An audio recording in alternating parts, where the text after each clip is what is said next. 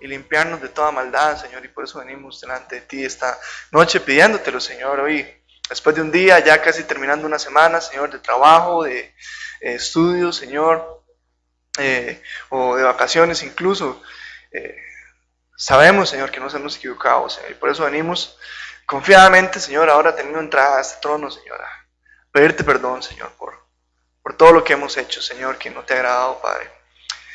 Llénanos, Señor, de tu Espíritu en esta noche. Limpia, Señor, nuestra mente, nuestro corazón de cualquier cosa que pueda distraer, que pueda estorbar en esta noche para que tú nos hables, Padre.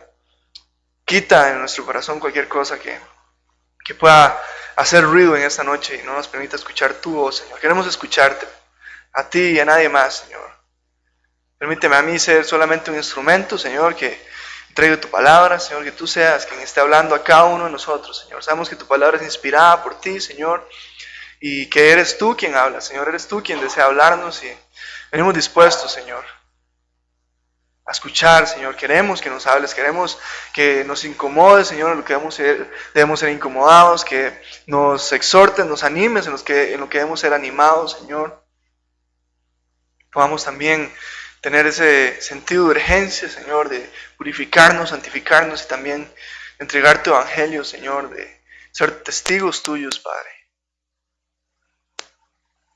Nuevamente, Padre, te pedimos que nos llenes de tu Espíritu, que seas tú quien hable, Señor, que nos refresques en esta noche con tu Espíritu, Señor, que tu nombre sea glorificado en todo, que así como escuchamos en esta noche, que podamos hacerlo atentamente, que también podamos mirar atentamente, Señor, a la perfecta ley, a la de la libertad, a tu palabra, Señor, y podamos ser hacedores de ella, Señor. Gracias por tu amor nuevamente, Padre. Te alabamos y te adoramos, Señor, en esta noche, mientras estudiamos. Toda la honra es para ti también, Padre. En nombre de tu Hijo Jesucristo lo pedimos y te damos gracias. Amén.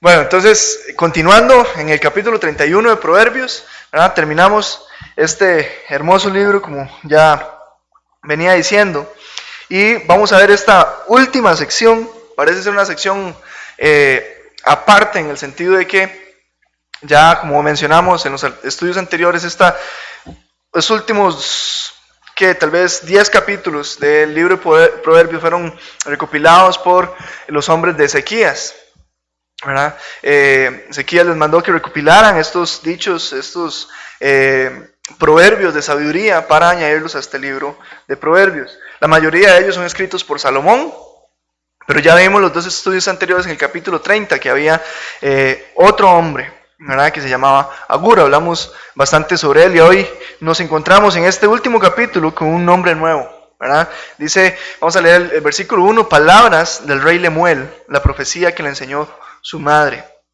Entonces vemos las palabras aquí y vamos a ver y estudiar las palabras de este nuevo personaje, otro personaje que solo se le menciona en este capítulo específico de la Biblia, ¿verdad? No solamente se mencionan únicamente en el libro de Proverbios, sino que Agur se menciona en el capítulo 30 y Lemuel en el 31 y en ninguna otra parte escuchamos de ellos, ¿verdad? Estuvimos estudiando la sabiduría, las enseñanzas de Agur el sabio, que era este hombre que reconocía que era un hombre común, que era un hombre que no había estudiado, no tenía mucha sabiduría que alguien le hubiese enseñado, no había estudiado ni demás, pero tenía un deseo sincero de conocer al Señor. ¿verdad? Vimos que ese deseo sincero también le permitió, ¿verdad? Y hizo que Dios le concediese sabiduría, que le enseñase acerca de sí mismo, porque vimos cosas muy chivas acerca de Dios, ¿verdad? Muy bonitas acerca de Dios en el capítulo anterior. Formidades lecciones acerca de la conducta y la humildad que debe tener que debe caracterizar a un cristiano, fue lo que vimos en este capítulo 30, ¿verdad? Ahora en el 31 vemos este rey Lemuel, y hay varias conjeturas acerca de quién podría ser este hombre, ¿verdad? Varias posiciones, dependiendo a quién le preguntemos, nos va a decir una u otra cosa de Lemuel. Algunos dicen que fue un rey pagano, un hombre prosélito, o sea, una persona afuera de Israel, ¿verdad? De un pueblo pagano que se convirtió al judaísmo, que aprendió a temer a Jehová, un judío prosélito, como ya lo dije, ¿verdad? Para decir esto se basan en la ausencia de registros, ¿verdad? Como dije, solo se menciona aquí, pero no se menciona en los libros que hacen los recuentos de las historias de los reyes de Israel, ¿verdad? Ni en Crónicas, ni en los libros de Samuel, ni tampoco en el primero y segundo libro de Reyes encontramos ningún relato acerca de Lemuel. También el hecho de que con un ligero ahí en ese primer versículo donde dice palabras del rey Lemuel, con un ligero cambio ahí de puntuación en el original, bien podría decir palabras del rey Lemuel, rey de Masa, que era un lugar, ¿verdad? Lo vemos en Génesis 25:14, se menciona a este descendiente de nombre Masa, y que probablemente podría haberse convertido en una región ahí, una tribu. Pero no tenemos más que esto para poder decir que él era un rey pagano. También otros sugieren que este es el mismo Salomón, ¿verdad? Que este hombre Lemuel era Salomón, el hijo de David, y que también escribió, como dije antes, la mayoría de los proverbios que encontramos aquí. Varios comentaristas antiguos y la leyenda judaica, ¿verdad? Los estudiosos judíos casi que están de acuerdo en que este hombre era Salomón, más que todo por el significado Lemuel. Eso significa que pertenece a Dios o dedicado a Dios, alguien que pertenece a Jehová. Y el rey Salomón, ¿verdad? También su madre le había puesto un nombre con esa misma naturaleza, ¿verdad? Con ese mismo sentido. Pero no tenemos más que esto para decir tampoco que era el rey Salomón. Sin embargo, algunos dicen que era Salomón y que su madre, la que se menciona aquí, era Betsabé, ¿verdad? La cual le daría una luz bastante peculiar o interesante a estos proverbios que vamos a leer. ¿Por qué? Porque vamos a ver que mucho de lo que vamos a estudiar aquí son cosas a las que Salomón renunció, a las que Salomón no hizo caso, ¿verdad?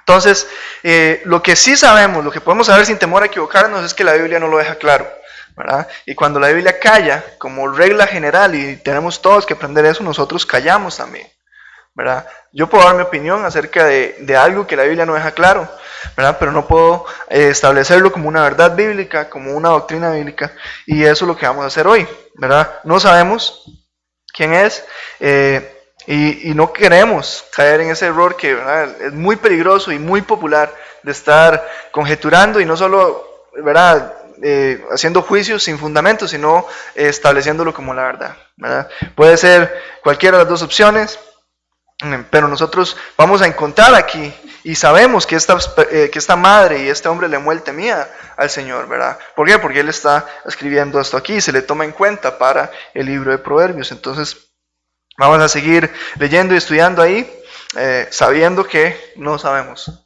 quién es realmente Lemuel. Dice la profecía que le enseñó su madre. Es curioso, comenzamos el libro de Proverbios con la sabiduría que enseña un padre, ¿verdad? En Proverbios 1:8 dice, hijo mío, ¿verdad?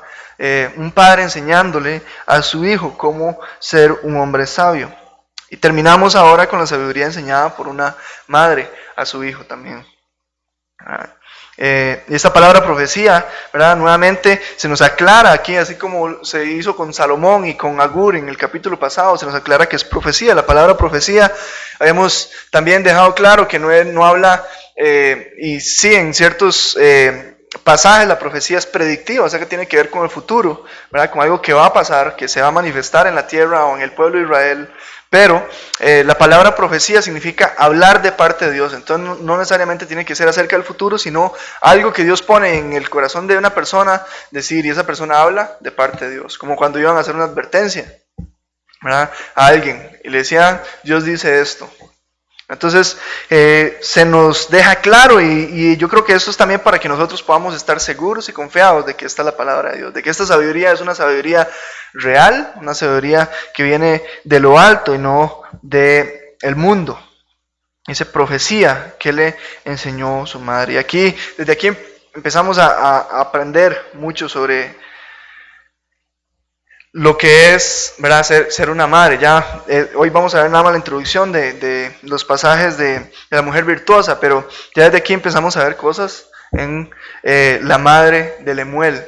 Ahora dice que su madre le enseñó o le comunicó esta profecía, esta palabra de Dios a Lemuel, ¿verdad? Y ahí es donde también todas las mamás tienen que aprender eso, las que vayan a ser mamás o las que ya lo son, ¿verdad? Ustedes han recibido de Dios la responsabilidad de guiar y educar a sus hijos, pero no solo eso, sino que de la misma forma que esta mujer, madre de Lemuel, lo hacía, era con la palabra de Dios, ¿verdad?, hablando de parte de Dios, ¿verdad?, con profecía. Tal vez no va a ser algo nuevo que el Señor les va a revelar para hablar a sus hijos, pero algo que viene de la palabra de Dios, ¿verdad? Y de esa forma es como se les debe enseñar a los hijos. No solo con la autoridad que Dios les da, sino con la palabra como fuente de guía y sabiduría. Hay muchas cosas que no sabemos, ¿verdad?, ni siquiera en nuestra vida y mucho menos en la vida de tal vez un hijo y demás, pero la palabra de Dios es infalible y es útil, ¿verdad?, y está viva, nos dice la misma Biblia. Hablen de parte de Dios a su hijo y a sus hijos, y esto debe ser desde pequeños. Proverbios 22:6, en este mismo libro, capítulo 22, dice, instruye al niño en su camino y aun cuando fuere viejo no se apartará de él. Se necesita asegurarse que ellos conozcan el camino correcto y se mantengan en él, ¿verdad? Es indudable que los papás tienen autoridad sobre los hijos en todo contexto, aun cuando no temen al Señor, ¿verdad? Los hijos deberían obedecer a sus padres, pero los padres cristianos deben asegurarse de estar guiando a sus hijos conforme a la palabra de Dios, ¿verdad?, guiados y tomando como base y guía, como esa lámpara que es a los pies del cristiano, la palabra de Dios, la Biblia. Ella empieza diciéndole, ¿verdad?, esa es la primera advertencia, dijo, ¿qué hijo mío? ¿Y qué hijo de mi vientre? ¿Y qué hijo de mis deseos? No des a las mujeres tu fuerza ni tus caminos a lo que destruye a los reyes. ¿Qué hijo mío? ¿Qué hijo de mi vientre? ¿Y qué hijo de mis deseos? Ella empieza a hablarle con mucha ternura a su amado hijo. Ahí ese hijo, esa palabra deseos ahí se traduce mejor como votos. Hijo de mis votos, de mis promesas. Parece ser que en esta expresión que ella está recordando algún tipo de dedicación que ella pudo haber hecho. Y vemos que por el significado del nombre Lemuel, que significa alguien que pertenece a Dios o perteneciente a Jehová, puede ser que esta madre, así como lo hizo Ana, ¿verdad?, en 1 Samuel con su hijo Samuel, que le dedicó al Señor, oró al Señor y dijo, si tú me dieses un hijo, ¿verdad?, yo lo dedicaré a ti y te servirá todos los días de su vida. Pareciera ser que esta mujer pudiese haber hecho esto, ¿verdad?, un tipo de dedicación debido a, o más bien enfocado en su hijo Lemuel a Jehová, ¿verdad?, que ella haya dedicado al Señor este hijo para que caminase en sabiduría. Por eso es que ella viene y le enseña todas estas cosas, ¿verdad? Siendo así, ¿verdad?, ella solo tenía una razón más para enseñar la palabra de Dios. Sí, ella le dedicó tal vez su hijo al Señor, ¿verdad? Pertenece al Señor, dijo ella cuando nació, pero esa es una razón nada más para enseñarle la palabra de Dios. Tenemos varios ejemplos de madres que guiaron a sus hijos en el conocimiento de Jehová, no solo esta. Tenemos la mamá de Timoteo, Eunice. Eso lo vemos en 2 Timoteo, cuando Pablo le escribe a él, le dice, ¿verdad?, estas cosas que tu abuela y tu madre Eunice te han enseñado. Sus hijos van a decir al final. Timoteo salió excelente, lo vamos sirviendo y siendo enviado a las iglesias y demás, pero sus hijos van a decir el final, pero ellos al menos van a tener algo en lo que permanecer. Usted no puede esperar que ellos permanezcan en la palabra de Dios o en los caminos del Señor si usted nunca se los mostró. Si me quieren acompañar ahí a 2 Timoteo, capítulo 13, versículo 14.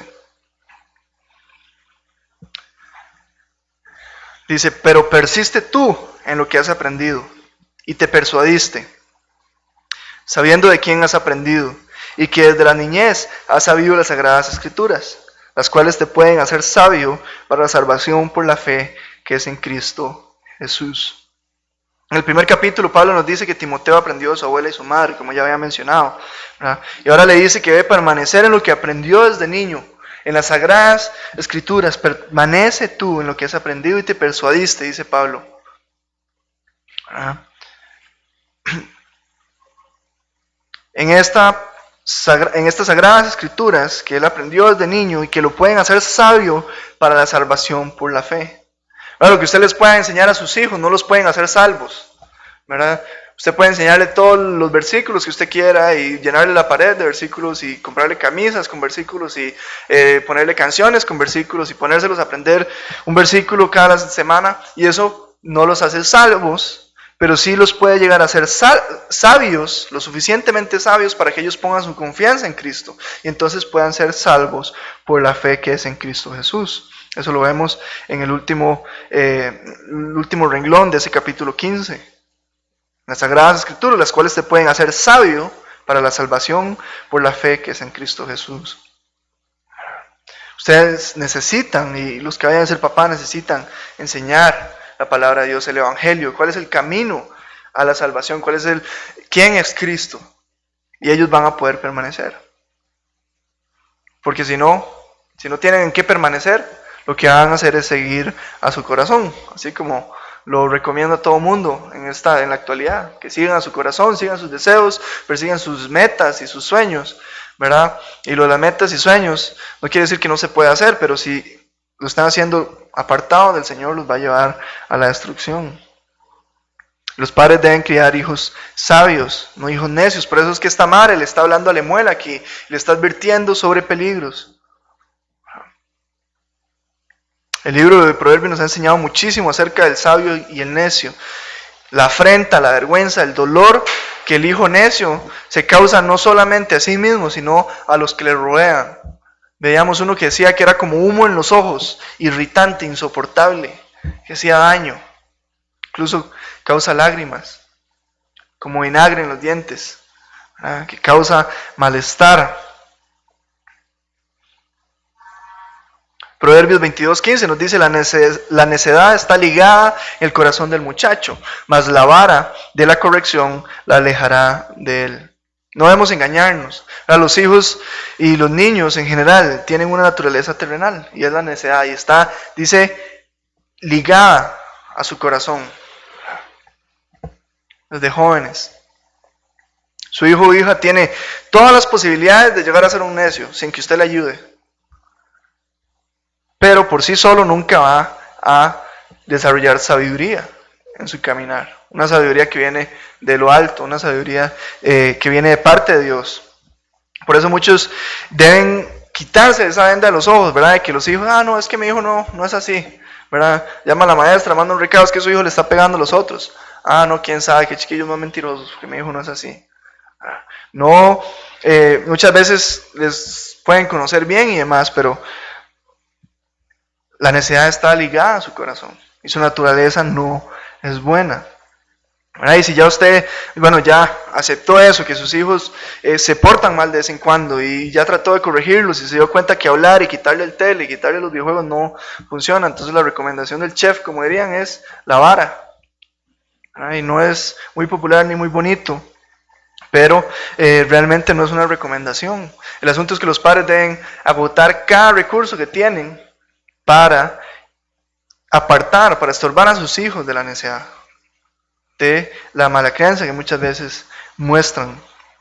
Deben agotar todos los recursos. Si con los primeros, los más suaves y los más bonitos, por decirlo de alguna manera, es suficiente, ¿verdad? Aquí deben, y yo sé de muchos niños que tal vez ni siquiera les han pegado y son obedientes, son respetuosos y honran a sus padres. Y hay otros, ¿verdad? Tal vez como a mí en mi tiempo, que incluso aunque me daban vara, tal vez no en algún tiempo llegué a desobedecer mucho a mis padres, ¿verdad? Pero los recursos se deben agotar. Todo, se lo metí un paletazo, ¿verdad? Tal vez inofensivo, que ni siquiera le va a enrojecer la piel, ¿verdad? Pero va a mostrar rigidez, va a mostrar que lo que están haciendo es algo no bueno, ¿verdad? Puede tener y puede pasar una factura muy cara en el carácter de su hijo al final, o de su hija también, aplica para los dos. Entonces, yo como hijo que estoy creciendo y que he visto cómo, ¿verdad?, el Señor ha sido quien me ha hecho crecer y demás, yo puedo ver qué tan bueno es cuando los padres guían a sus hijos en el Señor, y no solamente eso, sino también que los corrigen con lo que es necesario. No quiere decir, no hay razón para pegarle, pero lo tengo que pegar para que... No. Pero sí deben agotar todos los recursos que tienen, que Dios les ha dado y que Dios ha puesto aquí en su palabra. Y en el libro de Proverbios hay mucho sobre eso. Y ella viene, no solo le enseña, ¿verdad?, en cuestiones generales, sino le advierte a su hijo sobre cosas específicas, ¿verdad? Tal vez ya cuando haya crecido un poco más. Dice el versículo 3, no des a las mujeres tu fuerza, ni tus caminos a lo que destruyen a los reyes. Aquí empieza la primera advertencia que se le dio a este rey.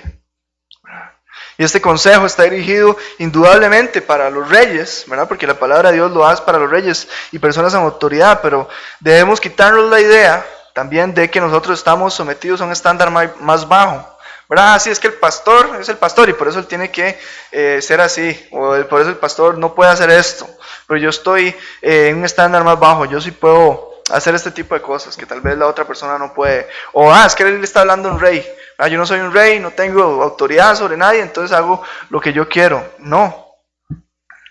Claro, para ejercer uno de estos cargos en autoridad, en la iglesia, en el hogar, se deben cumplir unos requisitos mínimos, pero el estándar al que estamos sometidos nosotros y el estándar, el parámetro con el que nos medimos, debe ser Cristo mismo.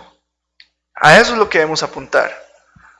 Muchas veces, si lo podemos saber bien, cuando yo veo el estándar de un líder en la iglesia hacia arriba, ¿verdad?, y solo me fijo en eso, entonces, ¿verdad?, ni siquiera llego a ver el estándar real de lo que yo tengo que estar persiguiendo y tratando de alcanzar, que es el carácter de Cristo, que es mostrar el carácter de Cristo, mostrar a Cristo en mi vida, y eso va mucho más allá de lo que podamos ver en las listas de requisitos para diáconos, para ancianos en la iglesia, para reyes y demás. Es la santidad. Dios mismo dice, sed santos porque yo soy santo. Entonces, claro, estamos de acuerdo que aquí se le está hablando a un rey, pero eso también nos habla a nosotros. Y le dice ahí, no des a las mujeres tu fuerza. La primera advertencia que ella le da a su hijo atañe a la moralidad sexual. No des a las mujeres tu fuerza. Aquí está hablando no solo de fuerza física, sino también su fuerza espiritual. Una conducta moral bíblicamente en cuanto a la sexualidad trae bendición a un hombre o una mujer. Y esto, aunque le está hablando a los hombres, aquí tal vez se puede aplicar, ¿cómo decir esto? O se le puede dar una aplicación más directa a los hombres. Funciona de igual manera con las mujeres. Dentro del matrimonio, la mujer se convierte en la ayuda idónea que un rey o cualquier hombre necesita para ser fortalecido, para tener un soporte y un aliento provisto por Dios. Pero fuera de lo que Dios ha instruido la mujer en la vida del hombre, es por el contrario un peso, una distracción, es algo que consume fuerza, consume vitalidad del hombre. Y eso es lo que ella le está advirtiendo ahí, que no haga esto. La forma en la que nos relacionamos con las mujeres, incluso dentro del matrimonio, ¿verdad?, influye en nuestra salud espiritual. En 1 Pedro, capítulo 3, versículo 7, dice, vosotros maridos, igualmente, vivid con ellas sabiamente, dando honor a la mujer como vaso más frágil y como a coherederas de la gracia de la vida, para que vuestras oraciones no tengan estorbo. Cuando el hombre falla en hacer esto, ¿verdad?, sus oraciones pueden ser estorbadas. ¿Por qué? Porque no está actuando de acuerdo a lo que Dios ha establecido. Y esto dentro del matrimonio, ¿cuánto más fuera del matrimonio? Cuando un hombre está cometiendo inmoralidad sexual. Y cuando digo inmoralidad sexual tiene que ver con todo aquello que se aparta de lo que Dios ha establecido para la sexualidad del hombre y la mujer, que es un hombre, una mujer en el matrimonio. Cualquier cosa que se aparte de eso tiene este efecto en el hombre. Un rey, como vemos en el capítulo anterior, en el verso 31, no es enfrentado por nadie. En el capítulo 31, en el capítulo 30, versículo 31, vemos que no es enfrentado por nadie. Dice que nadie se le resiste a un rey, porque es muy poderoso, porque su ejército está a su lado. Pero hay algo que destruye a los reyes, dice aquí. Las mujeres pueden destruirlos. Y Jehová les advirtió sobre eso en Deuteronomio 17, versículo 17 también. ¿Verdad? Él le dice, esto fue incluso antes de entrar a la tierra prometida, le dice, cuando ustedes, pueblo de Israel, entren a la tierra prometida, en algún momento, ¿verdad? No que sea mi voluntad, pero se les va a ocurrir poner un rey sobre ustedes. Entonces van a elegir a un hombre del pueblo de Israel, un hermano entre ustedes, y les dio varios parámetros de lo que debían y no debían hacer. Y una de las cosas era que no tomarían para sí muchas mujeres, dice el versículo 17, para que su corazón no se desvíe, ni plata ni oro amontonará para sí en abundancia. ¿Cuál es la destrucción de cualquier hombre? Porque muchas veces le tememos a lo que puede dañar el cuerpo, pero la destrucción verdadera de un rey o de cualquier hombre es que su corazón se desvíe del Señor, se aparte del Señor. Y esto le podía pasar incluso a los reyes.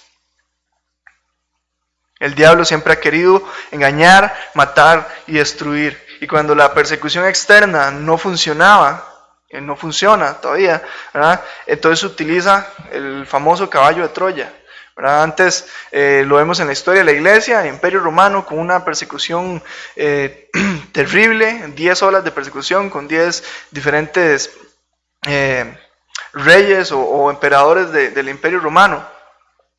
Que no lograron apagar la llama del cristianismo, no lograron afectar a la iglesia, más bien la hacían esparcirse y fortalecerse en su misión, que era llevar el evangelio a los demás. El diablo se dio cuenta de eso y empezó a atacar desde adentro con falsas doctrinas, falsos maestros, que se metían y parecían ovejas, pero eran lobos. De esta misma forma, trabaja aquí. Tal vez no es que puedan traer algo desde afuera, pero una mujer, ¿verdad? O esta mujer que puede parecer buena, incluso inofensiva, pero que una vez dentro trae destrucción extrema y devastadora. ¿Por qué? Porque no es de acuerdo a lo que el Señor está hablando. Y hay que tener cuidado. Ya lo dije en la iglesia, falsos maestros, falsas doctrinas, pero hablando como individuos, en la vida de un hombre puede ser, y no muchas, no necesitan ser muchas como lo vemos aquí o como lo vemos en los reyes de Israel. Una relación impropia con una mujer, ¿verdad?, que dejamos entrar a nuestra vida puede empezar a apartar nuestro corazón, a destruirnos desde adentro. Una vez que bajamos la guardia, puede pasar esto. No tal vez que ella lo haga intencionalmente, de voy a apartar su corazón de Jehová, pero en esa relación que va en contra de Dios mismo, ¿verdad?, ese termina siendo el resultado. Provoca que se desvíe el corazón. Y vemos un contraste en la Biblia. Yo creo que ya lo mencioné en los estudios pasados. En Santiago 4:7, Santiago nos dice ahí que nos sometamos a Dios, que resistamos al diablo y el diablo va a huir de nosotros. El diablo al que todo mundo le teme, el que sale en las películas de terror, ¿verdad?, que es súper poderoso supuestamente y demás, dice que si le resistimos a él y nos sometemos a Dios, él va a huir, porque no tiene oportunidad contra Dios. Pero en 1 Corintios 6:18, Pablo nos dice que huyamos de la fornicación, que cualquier otro pecado que el hombre comete está fuera del cuerpo, mas el que fornica contra su propio cuerpo peca. Entonces, contra el diablo, resístalo. Si se puede resistir al diablo o cualquier demonio, cualquier hueste celestial, porque somos hijos de Dios, Él está en nosotros. Y no porque tengamos una supercapacidad o algo así, pero Dios está en nosotros. Pero en cuanto a las tentaciones o los placeres juveniles o la fornicación, nos dice repetidamente que debemos huir porque no podemos hacerle frente.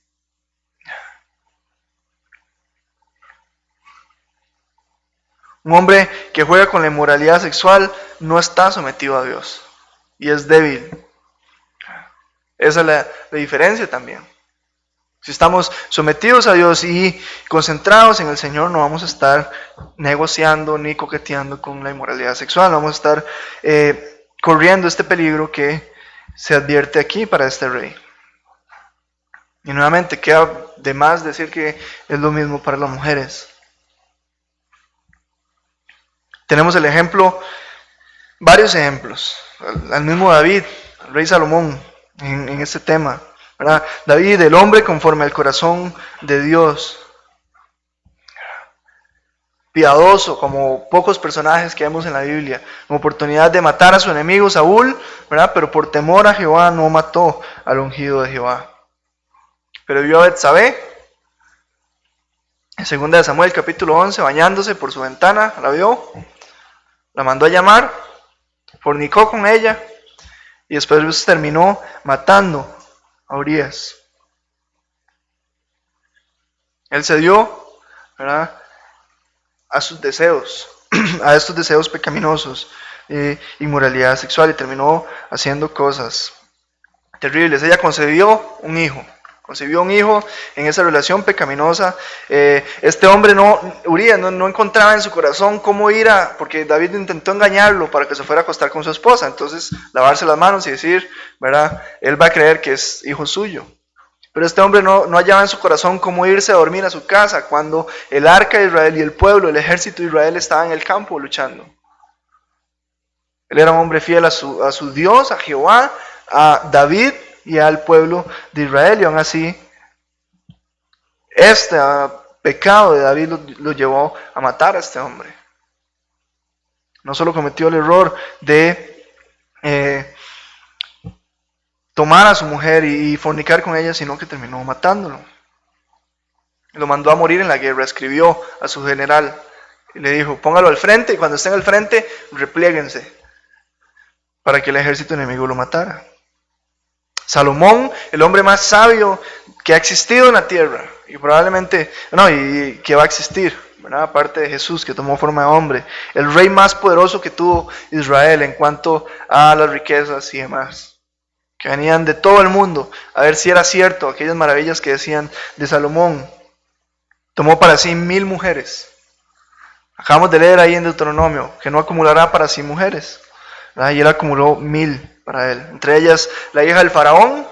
Dios les dijo, ni siquiera se arrimen a Egipto, porque el asunto de los caballos, sí, tenía un aspecto de poder militar y demás, pero para ir a comprar caballos tenía que ir a Egipto, porque ahí era donde podía conseguirlos. Y él fue, y no solo fue a Egipto a hacer lo que Dios le había dicho que no hiciera, sino que tomó a la hija del faraón para ser su mujer. Tomó mujeres de Moab, de Amón, de Edom, de Sidón y las Eteas también. Y llegó a tener 1000 mujeres. Y eso lo vemos en la Biblia. Dice, voy a leer aquí, dice, gentes, hablando de estas mujeres, ¿verdad?, de Moab, Amón, Edom, Sidón y las Eteas, dice, gentes de las cuales Jehová había dicho a los hijos de Israel, no os llegaráis a ellas, ni ellas se llegarán a vosotros, porque ciertamente harán inclinar vuestro corazón tras sus dioses. A estas pues se juntó Salomón con amor, y tuvo 700 mujeres reinas y 700 concubinas, y sus mujeres desviaron su corazón.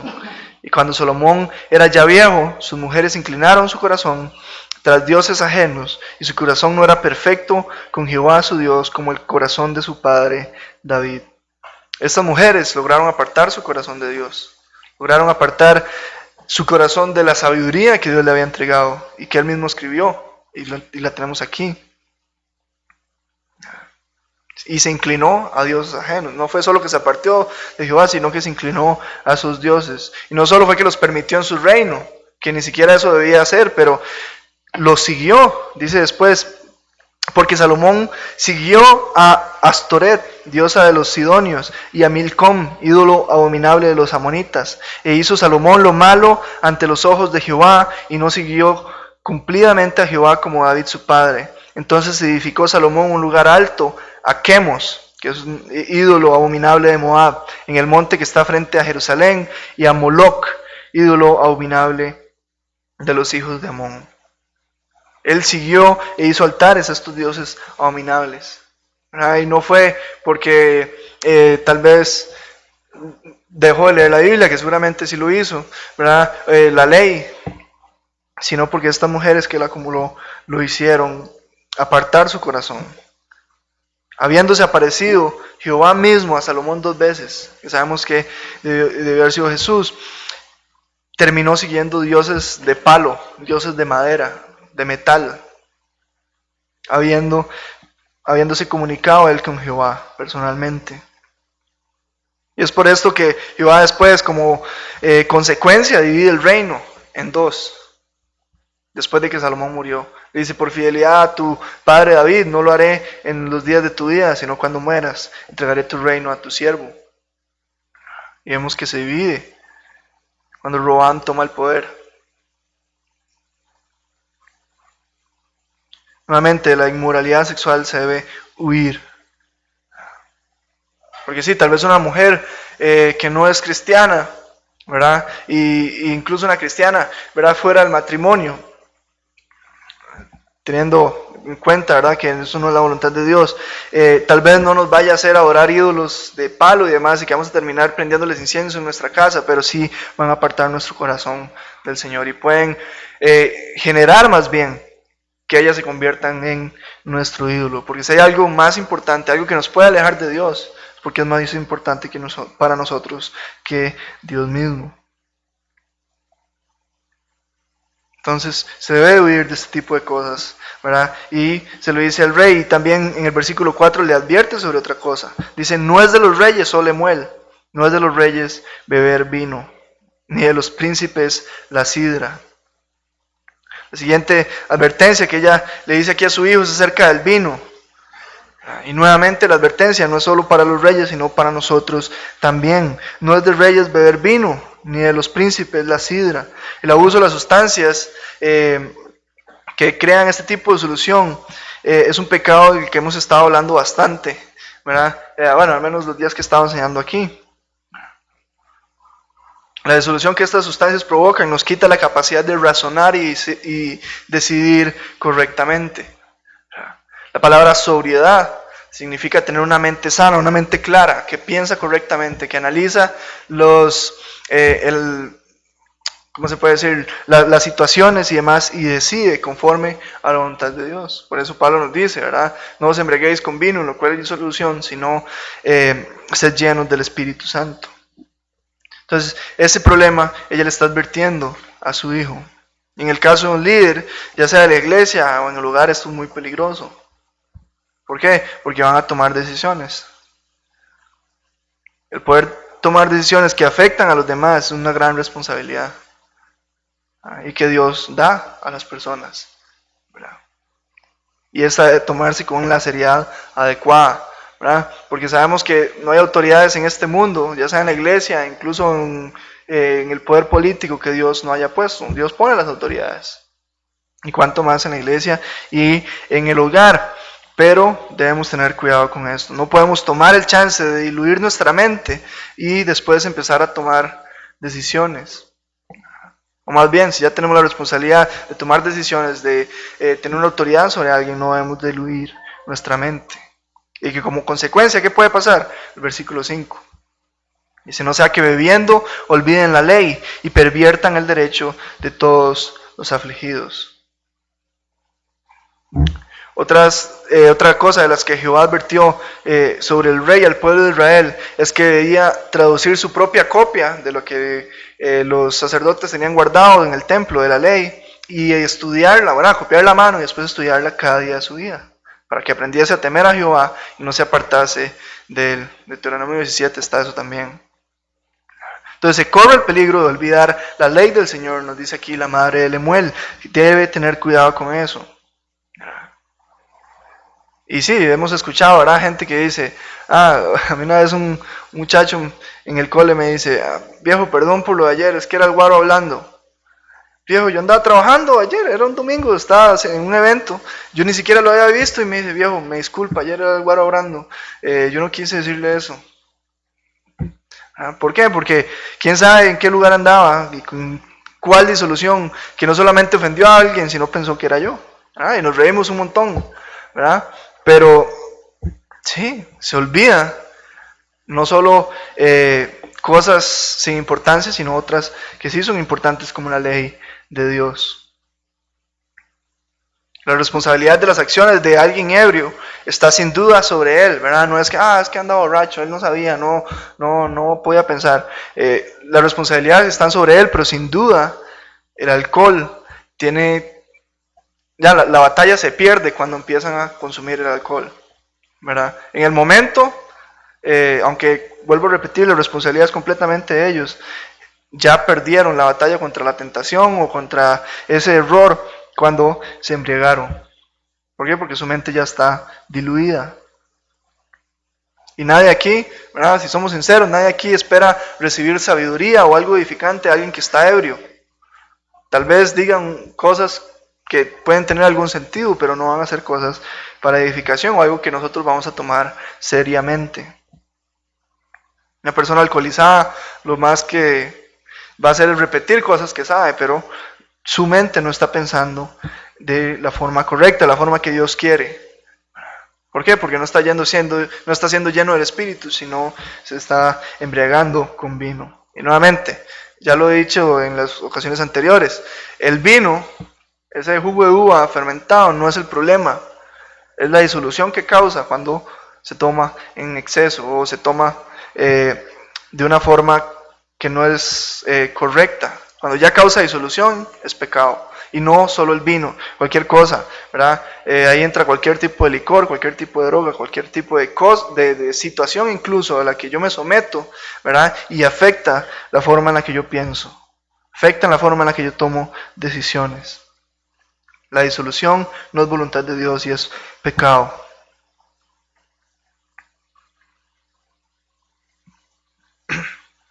Dice, y pervierte el derecho de todos los afligidos. Una persona que no puede pensar y decidir claramente puede terminar haciendo atrocidades impensables. Como la gente que maneja estando ebrios. Y no estoy hablando de la gente que mata a alguien estando ebrio, manejando. Sino la gente, incluso solo el subirse a un carro y empezar a manejar, sabiendo que usted puede matar niños, hombres, mujeres, inocentes, por su necedad. Es una atrocidad impensable, pero llegan a hacerla. Y hablando de líderes aquí, si tienen autoridad sobre otras personas, ¿verdad? Las pueden perjudicar de muchísimas maneras. Al estar teniendo su mente diluida, su mente en este estado donde no pueden tener un juicio claro, no pueden tener una capacidad sana de razonar en toda su capacidad. Las autoridades las da Dios y hay que tener mucho cuidado cómo las manejamos. Después en el versículo 6, la madre de Lemuel dice, dad la sidra al desfallecido y el vino a los de amargado ánimo. Beban y olvídense de su necedad y de su miseria, no se acuerden más. Y eso tiene que interpretarse con cuidado, porque no significa aquí, ¿verdad?, que para quitarse la tristeza, entonces está bien ir a emborracharse. ¿Verdad? Si me siento así medio bajoneado, entonces voy y me emborracho para contentarme. ¿Verdad? No, la idea aquí es que el alcohol tiene la capacidad de hacer a las personas olvidar su situación, ignorar su entorno, ignorar la situación en la que está. Ese desfallecido no es alguien que está triste, sino alguien que está destinado o condenado a morir, alguien que sabe que va a morir. ¿Ya? Y alguien de amargado ánimo. El alcohol tiene el poder de diluir tanto la mente como para que ellos quiten de su cabeza y dejen de pensar en el hecho que van a morir tal vez mañana. Todos los problemas en su vida se pueden olvidar así. Y de la misma manera se pueden olvidar las responsabilidades, se pueden olvidar los deberes, el actuar correcto, la palabra de Dios, la voluntad de Dios. Se puede olvidar de esa manera. Y empezar, tal vez el triste a reír, el que tiene una responsabilidad a dormir, el que tiene que ayudar a no hacerlo. ¿Por qué? Porque su mente está diluida y pierden importancia las demás cosas. Incluso este hombre que está condenado a morir, el condenado a muerte, esa palabra fallecido ahí, puede olvidarse de eso. Igual nosotros, las cosas importantes, si permitimos y consumimos cosas que diluyen nuestra mente, podamos llegar a olvidar cosas que son vitales y que son muy importantes. Entonces tuvimos la oportunidad de ver ya en estos versículos lo que no se debe hacer en una posición de autoridad, lo que un rey como Lemuel no debía hacer. Ahora vamos a ver lo que sí se debe hacer. Y vamos a leer el versículo 8 y 9. Dice, abre tu boca por el mundo, en el juicio de todos los desvalidos. Abre tu boca, juzga con justicia y defiende la causa del pobre y del menesteroso. Entonces vemos un contraste grandísimo entre las cosas que alguien puede hacer con su autoridad, ¿verdad? Y con la capacidad de ser rey tal vez, y en nuestro contexto con las capacidades que tenemos, ¿verdad? Lo del principio era embriagarse y la inmoralidad sexual, caer en prácticas pecaminosas, ¿verdad? ¿Por qué? Porque pueden. O eso que vemos ahora, podemos usar nuestra voz para defender al que lo necesita, para levantar nuestra voz por la justicia, para velar que se haga lo que es correcto, para que se haga la voluntad de Dios. Entonces dice, abre tu boca por el mundo, en el juicio de todos los desvalidos. Para el cristiano, el callar ante la injusticia no es una opción. Que estamos muy acostumbrados a que, no, yo ahí mejor ni me meto. No es una opción, y no estamos hablando de anarquismo y revoluciones para derrocar al Estado opresor, ¿verdad? No, sino de hablar por el que no puede hacerlo, al desvalido, el que no puede defenderse, que se le defienda cuando tenemos la oportunidad. Levantar la voz en contra de la injusticia, defender al indefenso. Dependiendo de quiénes seamos, tal vez lo único que podemos hacer es denunciar ante otra persona, no sé, la policía, o no sé, alguna autoridad, o de tener una agresión verbal, o un maltrato a un anciano, tal vez, decirle a alguien, hey, compa, cálmese, no le hable así. Ya. Tal vez podríamos, dependiendo de las capacidades, parar una pelea, alguien que está golpeando a otra persona injustamente, una agresión física, o denunciarla nada más, llamar a la policía. El asunto aquí es que no podemos simplemente caminar y ver que alguien está siendo violentado, alguien que no puede defenderse, está siendo atacado, ¿verdad? Y entonces yo me voy para mi casa, como si nada pasara, sin preocuparme por esa persona. Y nuevamente, hay que ser prudente, no es que voy a ir a poner en peligro tal vez más a la otra persona y también a mí, sino que debo hacer algo. Hay muchas opciones que se pueden hacer, por poner un ejemplo, pero eso también habla en el juicio de todos los desvalidos, cuando alguien está siendo examinado y puesto a prueba. Si tenemos la oportunidad de defenderle, debemos hacerlo. Dice, abre tu boca y juzga con justicia. Esto es especial para un rey como Lemuel, ¿verdad? Porque ellos tenían autoridad y debían juzgar y demás. Pero si nosotros en algún momento nos encontramos en la posición de influir en la corrección que se le va a dar a alguien, ya sea en el trabajo, un empleado, ¿verdad?, que cometió un error, ¿verdad?, un alumno, quien sea, debemos velar de que lo que se vaya a hacer la consecuencia, porque consecuencias deben haber, pero que se haga con justicia, que se haga justamente. Debemos defender al que no puede defenderse. Si usted tiene la potestad de decidir sobre otros aún más, ¿verdad?, tal vez un jefe o no sé, un maestro, si usted tiene la potestad de decidir sobre otros, de condenar o por decirlo de alguna forma una mala acción, un error, debemos hacerlo y asegurarnos de que se haga justamente. De hacerlo también mostrando a Cristo y no tratando muchas veces, porque la gente lo hace para sacar provecho de la situación. Pero nosotros no debemos, dice, abrir la boca por el mundo en el juicio de los desvalidos, juzgar con justicia. Juzga con justicia y defiende la causa del pobre y del menesteroso. El que no puede, nuevamente, que no puede o no tiene capacidad de defender su causa, que es justa, ¿verdad? Si es injusta, ni qué hablar, nada más no se hace nada, pero si es una causa justa, nosotros podemos ayudar, debemos hacerlo. Ya después de ahí comienza esta nueva sección de la mujer virtuosa, que vamos a estar viendo en el estudio que viene. Hoy veremos solo una muy pequeña introducción preliminar acerca del resto de este capítulo, ¿verdad? Lemuel aquí hace un recuento de aquellas virtudes que su madre le llamó a buscar o a poner atención y valorar en una mujer. Las cualidades que le harían a él dichoso si encontrase en una mujer y que le acercarían también a Dios, en contraste a lo que vimos antes, de estas mujeres que alejaban el corazón de los reyes, que destruían a los reyes en el versículo 2 y 3.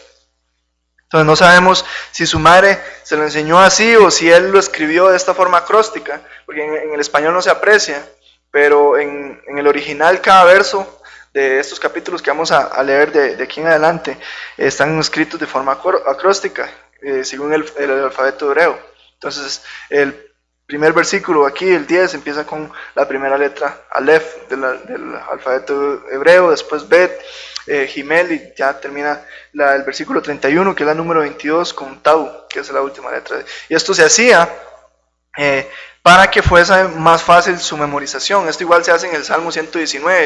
Es el capítulo más largo de la Biblia, yo creo que ya lo saben, pero está dividido en 22 secciones. Y cada una de esas secciones, ¿verdad?, son como 5 versículos o 6. Cada uno de esos versículos comienzan, ¿verdad?, con la letra que lo caracteriza. Muchas Biblias lo tienen en el título de cada sección, ahí en el Salmo 119, las letras. Igual, cada versículo de esos comienza con esto. Y era como para que se pudiera aprender más fácilmente, o para que se pudiera casi que rimar.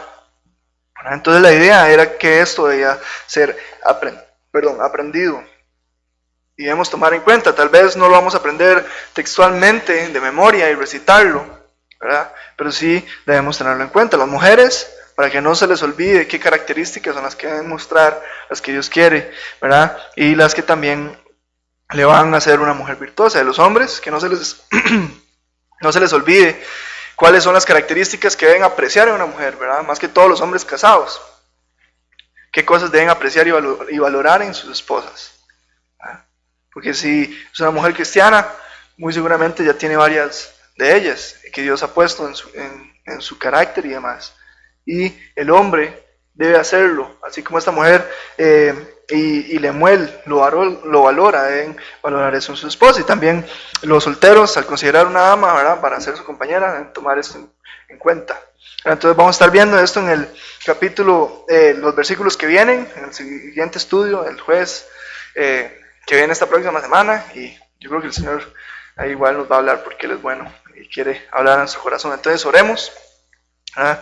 Que el Señor nos ayude a ser sabios, ¿verdad?, a seguir estas instrucciones, ¿verdad?, en cuanto a la moralidad sexual, en cuanto a la disolución que muchas veces podemos incurrir. Señor, te damos gracias por tu palabra, Señor, por lo bueno que eres, Padre, por estas advertencias. No queremos nunca bajar la guardia, Señor. No queremos nunca que se nos olvide cuánto aborreces tú el pecado, Señor. Cuánto quieres que permanezcamos en ti, Señor. Gracias, Señor, por la bendición que nos has dado de estar en esta iglesia, Señor, de escuchar tu palabra, de poder adorarte, de poder orar tranquilamente, Padre. Te pedimos que nos ayudes a ser esos hombres y mujeres que tú quieres que seamos, Señor, esos hijos e hijas, siervos y siervas tuyos, Señor, que deseas ver, Padre.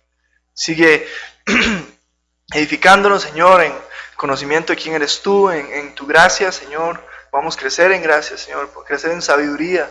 Vamos a aplicarla, Padre, cada día en nuestras vidas, y que no nos alejemos, Señor. Vemos estos ejemplos, malos ejemplos, Señor, como el de Salomón, y no queremos nunca terminar, Señor, de esa forma. Queremos más bien, como dice tu palabra, comenzar bien y terminar bien. Vamos a terminar más bien siendo hombres y mujeres sabios que te siguen y que te aman más que ninguna otra cosa, Padre. Bendícenos en este fin de semana, Señor, que podamos tener un hermoso tiempo, Señor, también para venir y congregarnos el domingo, Señor, para poder escuchar tu palabra, Señor, y que tú nos hables, Señor. Queremos que nos hables siempre, Padre. Gracias por tu amor y tu fidelidad, Señor. Te pedimos que nos lleves con bien a nuestros hogares. En el nombre de tu Hijo Jesucristo. Amén.